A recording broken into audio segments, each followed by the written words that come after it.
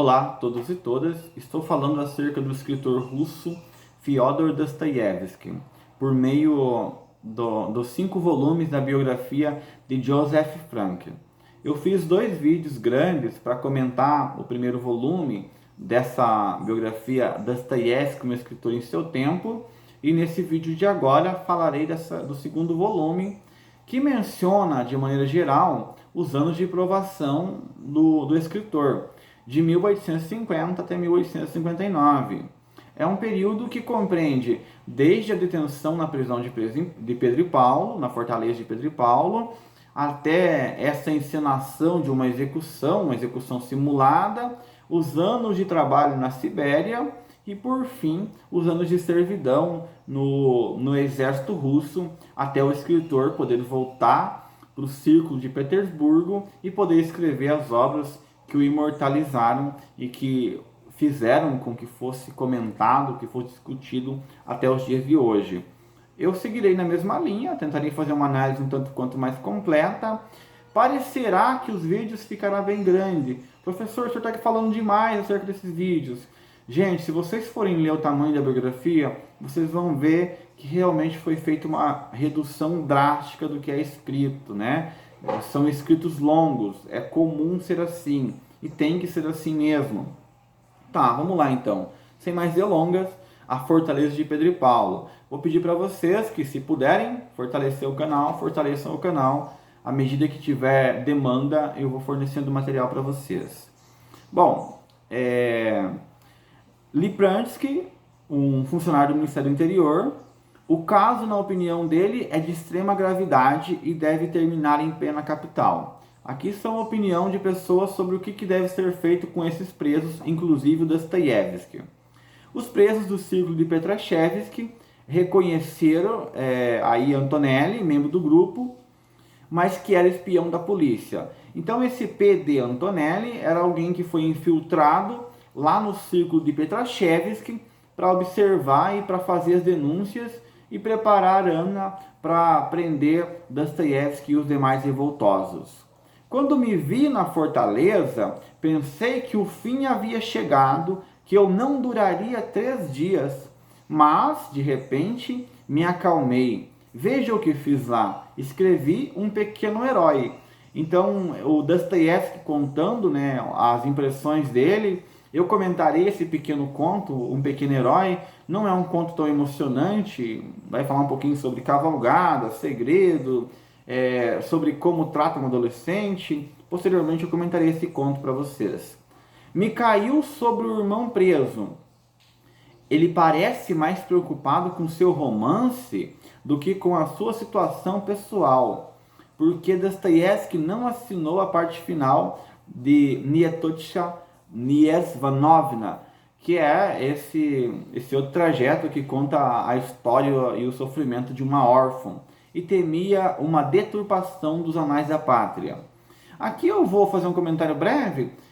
Gente, assim, os romances da Dostoiévski são brilhantes, só que muitos deles foram mitigados pela censura. Então, quem sabe, quando lemos, por exemplo, o livro Os Demônios, há um personagem que ele é marcante pelo seu sadismo, que é o Nikolai Stravogin. A maior parte do que o Dostoiévski escreveu acerca desse personagem foi censurado. Ele teve que modificar totalmente o caráter de Stravogin. Mesmo do maior personagem que Dostoiévski escreveu, que é o Ivan Karamazov, existiram várias modificações. Eu vou tentar trazer isso com vocês à medida que eu for comentar as obras particularmente, daqui a 6 ou 7 vídeos, se tiver visualização esse vídeo, evidentemente, né? Não vou ficar gravando ao léu. Bom, aqui, Dostoiévski, a princípio, condenado a 8 anos de trabalho, em vez de pura e simples execução, desfrutou de uma redução de seu período de servidão penal e para 4 anos, após o qual devia servir no exército russo por tempo indeterminado. Tá, eu vou falar um pouquinho antes acerca do czar Nicolau. Nicolau gostava de desempenhar um papel de governante todo-poderoso, mas clemente. Nenhuma piedade, no entanto, foi concedida a Petrashevsky, cuja sentença a exílio e trabalhos forçados nas minas pelo resto da vida foi confirmado. A comissão de inquérito concluiu seus trabalhos em 17 de setembro de 1849. A decisão do Tribunal Militar, proferida em 18 de novembro, condenava 15 dos acusados, inclusive Dostoiévski, à execução por um pelotão de fuzilamento. Eu li 3 trechos aqui para comentar com vocês acerca dessa pena, para vocês entenderem o porquê de algumas obras serem tão escatológicas, por que levarem às últimas consequências. Bom, receberam a sentença, vocês vão ser executados. E o Nicolau, não aquele Nicolau que nós conhecemos da Revolução Russa, o outro Nicolau. O Nicolau, ele resolveu punir por execução. E ele não contou nada para ninguém. Então, aqui eu irei ler algumas passagens acerca do Dostoiévski narrando a história dele. Eles vão progredindo, vão caminhando, estão preparados, vestidos para serem fuzilados, fazem todo o percurso na encenação ali, né? Não sabendo o que é uma encenação, estão prontos para morrer. Quando é para vir a ordem para disparar, o czar resolve comutar a penas deles em anos de regime forçado na Sibéria. Então, assim, eles estavam dados como mortos. O Dostoiévski conta como passa inúmeras coisas na cabeça em um espaço de tempo tão curto, né? Dá para imaginar muita coisa quando você acha que você vai morrer e que ali é o fim da linha. Aí, para Petrashevsky, um trabalho pelo resto da vida, e o Dostoiévski tem ali é obrigado a servir 4 anos de trabalho forçado na prisão da Sibéria e mais um período no exército russo. Bom, a decisão final do caso foi tomada em 21 de dezembro. A lei pedia que uma execução simulada fosse encenada quando uma sentença de morte fosse comutada por um ato de graça imperial. Mas essa cerimônia era, em geral, apenas uma formalidade. Ao olhar ao redor, vi a Praça Semionovsky estava coberta de neve recente e cercada por tropas que formavam um quadrado. Nas bordas da praça, distante, havia uma multidão que olhava para nós. Isso é o Dostoiévski falando da espera pela morte. Tudo estava em silêncio. Era uma manhã clara de inverno e o sol, que acabara de nascer, brilhava como um belo globo brilhante no horizonte, através de uma densa névoa. Depois que o funcionário terminou, entregaram aos prisioneiros longas vestes brancas, gorros, mortalhas, ali colocaram as cadeias nas mãos e nos pés. Quem lê Recordação da Casa dos Mortos vai ter uma noção das feridas, do que acontecia com quem era preso. Quando olho para o meu passado, Dostoiévski de novo, e penso em quanto tempo eu perdi com nada, quanto tempo perdi em futilidades, erros, ociosidade, incapacidade de viver, como lhe dei pouco valor, quantas vezes pequei contra meu coração e minha alma, então meu coração sangra. A vida é uma dádiva, a vida é uma felicidade, cada minuto pode ser uma eternidade de felicidade. Reflexões feitas no corpo a corpo, achando que daqui a poucos minutos ele iria morrer. Katorga. Katorga, a título de informação para vocês, é um nome que era dado à prisão siberiana. Nos 4 anos que passou na prisão, Dostoiévski não recebeu uma única linha de sua família. E a perda do contato o inspirou a escrever uma longa carta para Mikhail. Ele vai explorar muito o irmão Mikhail financeiramente. Posteriormente, no entanto, ele vai ser incumbido de sustentar a família de Mikhail após a morte do irmão. Isso aí eu falarei em outro momento. Vivíamos em cima dos outros, todos juntos no mesmo barracão. Imagine uma velha dilapidada construção de madeira que devia ter sido derrubada há muito tempo e que não era mais adequado para uso. No verão, um abafamento insuportável, no inverno, um frio intolerável. Essa é a situação da prisão na Sibéria. Toda a sequência de eventos, a começar pela execução simulada, passando pela exposição às condições ao presídio, pelo terror constante de estar à mercê do ataque de raiva do beberrão Krivitskov, era quem castigava, né? Você podia ser açoitado em cada momento, contribuiu para a epilepsia de Dostoiévski. Então vem passando por várias condições de desgaste físico até se tornar um doente com acessos recorrentes de epilepsia. O hospital proporcionava uma relativa tranquilidade, só que o problema do hospital, o que era? As roupas não eram trocadas, então você corria o risco de ir com um problema, com um corte para o hospital e voltar com a pneumonia, voltar com uma infecção oriunda de um outro doente. Aí posteriormente o Major Krivitskov, ele é preso, Dostoiévski fica mais sossegado. Dostoiévski foi libertado em fevereiro de 54 para servir como soldado raso no exército russo. Aqui é uma coisa que não nos faz sentido, né? Porque como que você tira um prisioneiro e o coloca no exército como uma punição? Bom, é uma das incongruências da sociedade da época.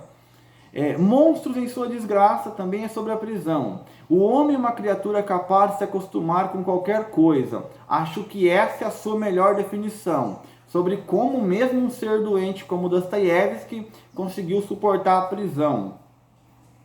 A característica mais marcante, mais elevada de nosso povo é o seu sentido de justiça e sua ânsia por ela. Não há nenhum vestígio de pessoas comuns do desejo de estar sempre à frente das ocasiões a todo preço. O Fyodor nos conta que como ele foi preso com pessoas de classe inferior, uma sociedade sectarizada como essa russa, primeiro ele era odiado por todos, ele era visto como um nobre, então ele estava preso com vários servos, mas cada um sabia o seu lugar, enfim, era um domínio, uma servidão voluntária internalizada ali. Há quase 5 anos que estou sob guarda em meio à multidão de pessoas e nunca tive uma hora sequer sozinho. Ficar sozinho é uma necessidade normal, como comer e beber. Caso contrário, nesse comunismo forçado, a pessoa se transforma em inimigo da humanidade. A companhia de outras pessoas se torna uma tortura insuportável e foi essa a causa de meu maior sofrimento durante os 4 anos. Então ele está contando como que você não tem liberdade nenhuma na prisão, evidentemente, né?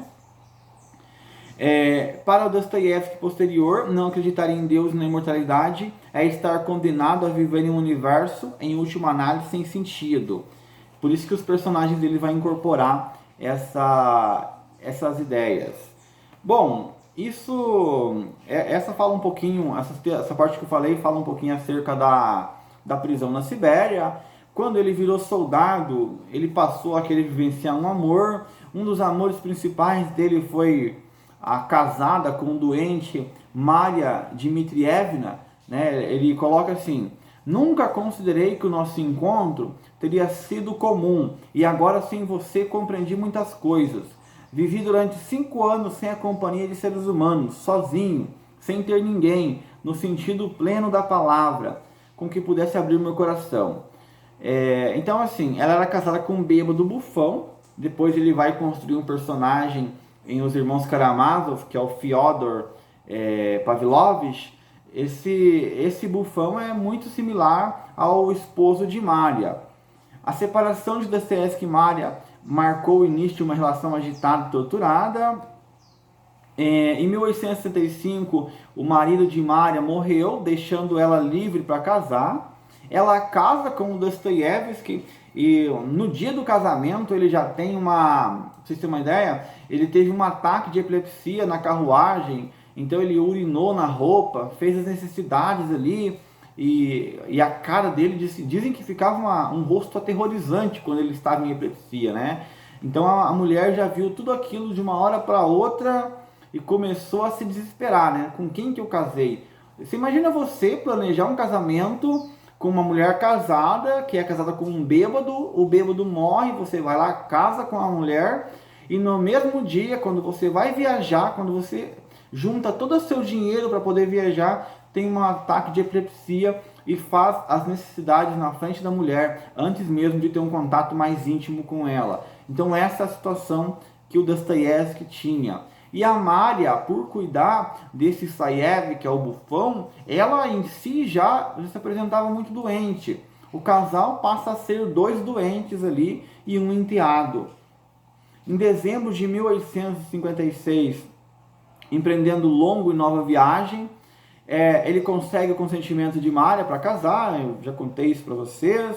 Ao me casar, confiava plenamente nos médicos que me disseram tratar-se apenas de crises nervosas, mas não eram crises nervosas. A doença permaneceu até o final da vida, né? Que passariam com mudanças da minha vida. Se eu soubesse que sofria de epilepsia verdadeira, não teria me casado. Talvez é uma fala falsa, porque mesmo ele sabendo que sofria de epilepsia, ele casou com a secretária Ana, que eu comentarei em momento oportuno com vocês. Aí as novelas siberianas ali, O Sonho do Titio, vai contar sobre a ideia, a tentativa de um golpe, de alguém que perdia o título de nobreza e se agarrava ainda a essas coisas. Tem também a aldeia de Spanchikovo, sobre como o servo é um despótico. Traz outro bufão, que é o Foma Fomitch. Eu irei comentar com vocês isso com você, essas obras que são escritas na Sibéria. Quando for elas, explicarei. Não vou fazer um resumo agora, porque é impossível fazer um resumo nesse vídeo, mas quando eu for comentar essas obras, eu explicarei detalhe por detalhe. E A Volta ao Lar marca sobre como ele voltou ao círculo literário, né? 10 anos antes de ser preso e acorrentado, Dostoiévski passara por a fronteira, agora podia novamente estar em São Petersburgo, desde que não fizesse política e desde que não escrevesse nada contra o czarismo. O que é válido dizer aqui para você de maneira muito clara é que sempre ficou o espião czarista acompanhando ele em cada momento. Ele nunca teve paz. Lá no final da vida, quando estava escrevendo Os Irmãos Karamazov, é que ele realmente começou a ter um pouquinho mais de liberdade. Há uma guinada na formação, na forma de compreender o mundo após a prisão siberiana. O Dostoiévski, mais nihilista, quem sabe, mais radical, mais envolvido em transformação, passa a ser um Dostoiévski mais conservador. Então, quando você lê as obras pós-siberianas, eu sei que muitos aqui no Brasil gostam de ler o Dostoiévski numa chave bem revolucionária, mas você vê um tanto de conservadorismo, né? Falarei disso quando falar acerca da punição de Rodion Romanovich Raskolnikov em Crime e Castigo, da loucura de Ivan Karamazov, do que acontece com, por exemplo, Piotr Stepanovich em Os Demônios. Então são personagens que, quando agem errado, são castigados de alguma maneira. Eu vou tentar trazer para vocês essa virada. Eu espero que vocês tenham entendido um pouquinho do contexto da vida de Dostoiévski na Sibéria. Nunca pode estar sozinho, o risco de ser torturado. Ele nunca apanhou de fato, mas corria o risco de ser torturado o tempo todo. Quem quiser saber um pouco mais acerca dessa situação na Sibéria, eu sugiro a leitura de 2 livros que são fundamentais.